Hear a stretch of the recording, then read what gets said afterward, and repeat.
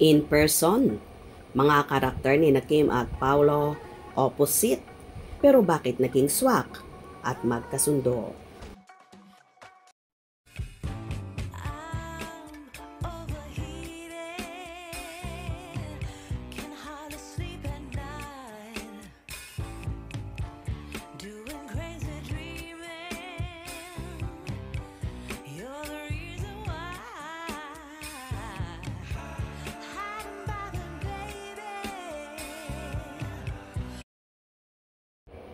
Marami nga ang nagtataka kung bakit naging magkasundo ang magka-partner at magka-love team na sina Paolo Abilino at Kim Chiu. Unang-una kasi ay in person. Opposite na opposite ang mga karakter nila.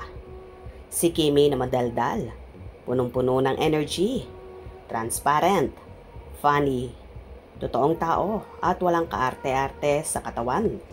Samantalang si Paolo naman ay tahimik, nonchalant, suplado, hindi gaanong nakikimingle at very private na tao.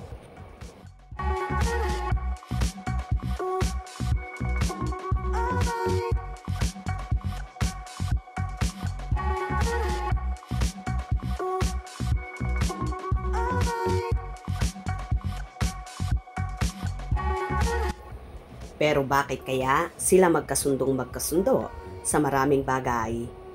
Tila marami ring nabago kay Paolo simula nang makasama at makatrabaho si Kimi. Open na si Paolo sa maraming bagay like sa marunong na siyang makipag-socialite. Iyon kapag kasama si Chinita Princess. Madaldal na rin siya at marunong na rin siya makipagbiruan. At nagiging funny na rin. Palagi na rin siyang may baon-baon na joke. Bukod pa dyan, lalo silang nagkasundo sa mga fitness routine na ginagawa nila like pag-jogging at pag-gym. Nahulog na nga bang tuluyan ang loob ni Paolo kay Kimi, kaya ayaw na niyang pakawalan pa ang actress or dahil mahal na niya si Chinita Princess, kaya ayaw na niyang mawala pa sa tabi ang nag-iisang queen of the dance floor. Hais, ang pag-ibig nga naman, marami ang nababago sa tao. Anyway, ayon naman sa naging post ni Paolo kamakailan na hindi rin siya makapaniwala sa ibinibigay na suporta sa kanila ng kanilang mga tagahanga ni Kimi.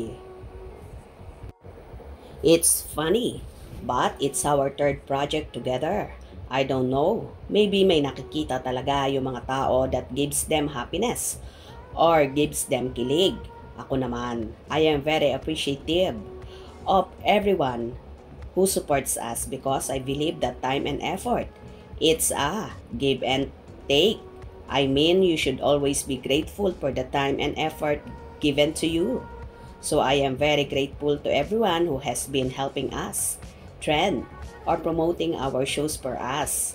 Even now, the fans have been promoting our movie for us, making their own posters, posting it on tricycles and sari-sari stores. It's mind-blowing. Ngayon lang ako naka-experience ng ganitong klase ng support.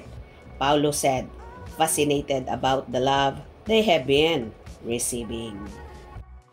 Ito rin siguro marahil ang dahilan kung bakit ayaw nang kumawala ni Paolo sa love team kay Kim. Dahil alam niyang maraming fan ang nagmamahal sa kanilang dalawa at todo ang suportang ibinibigay sa kanila.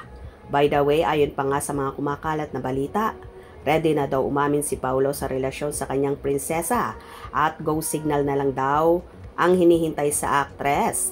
Ang tanong ngayon ng lahat, kailan kaya magbibigay ng go signal si Kimi para ilantad na ni Paolo ang kanilang relasyon?